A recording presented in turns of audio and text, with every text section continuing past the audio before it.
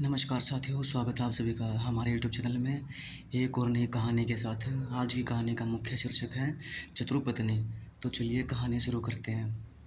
बहुत पुरानी बात है। एक गांव में एक दर्जी रहता था जो बड़े छोटे सबके कपड़े सिलता था और उसे कमाई से 2 टंक का खाना अपनी पत्नी को खिलाता था। कपड़े वो ऐसे लबाबदार सिलता कि सालों तक चलते। उसी गांव का राजा बड़ा दयालु था। एक बार राजा ने खुश होकर उसको महल बुलाया। राजकुमारी का कुछ दिन में ही विवाह था। राजा ने दर्जी को राजकुमारी के लिए अच्छे से अच्छे कपड़े बनाने का आदेश दिया। राजकुमारी का विवाह उसकी मर्जी के खिलाफ हो रहा था। राजकुमारी किसी और को चाहती थी। उसका कपड़े सिलवाने का जरा भी मन नहीं था। दर्जी दूसरे दिन सुबह राजकुमारी के कपड़ों की सिलाई के लिए माप लेने आ गया। राजकुमारी ने विवाह से बचने के लिए एक योजना बना ली। उसने दर्जी को अपने शयनकक्ष में बुलाया, दासियों को कमरे से बाहर चले जाने का आदेश दे दिया। जैसे ही दर्जी ने माप लेना शुरू किया, कुछ ही क्षणों में राजकुमारी ज़ोर ज़ोर से रोने लगी। पूरे महल को सुनाई दे वैसे वह चिल्लाना शुरू कर दी। दर्जी डर के मारे स्तब्ध हो गया। उसको कुछ समझ में आए उससे पहले ही राजकुमारी के शयन में सब दौड़े चले आए। सिपाही, दासियां एवं राजा खुद भागते हुए इकट्ठे हो गए। राजकुमारी ने दर्जी पर उसकी छेड़ती का आरोप लगा दिया। दर्जी खड़ा खड़ा काँप रहा था।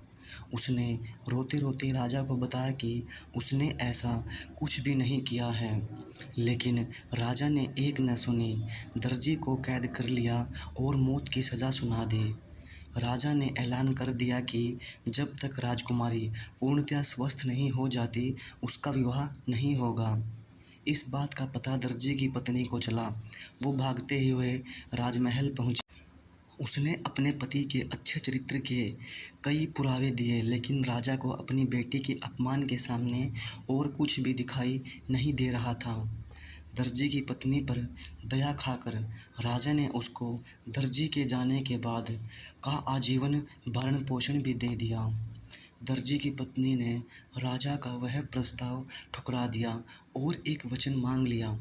राजा ने दर्जी की जिंदगी को छोड़कर जो मांगे देने का वचन दिया। तब दर्जी की पत्नी ने बताया कि वह जो भी मांगेगी राजा से अकेले में मांगेगी। उसको दरबार के लोगों पर भरोसा नहीं है। राजा ने उसकी बात मान ली और उसको अपने कक्ष में बात करने बुलाया।